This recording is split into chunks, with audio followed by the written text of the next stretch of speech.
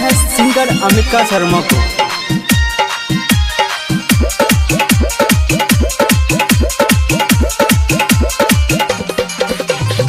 DJ वाला से है दिल वाला गाय के, डीजे वाला से है दिल वाला गाय के, करे छी खूब झकझो के छोरी कोना मुँह हमर बैले, के छोरी कोना मुँह हमर बैले, चाटल छोनी चला ठो के छोरी कहाँ मुँह हमर बैले, चाटल छोनी चला ठो।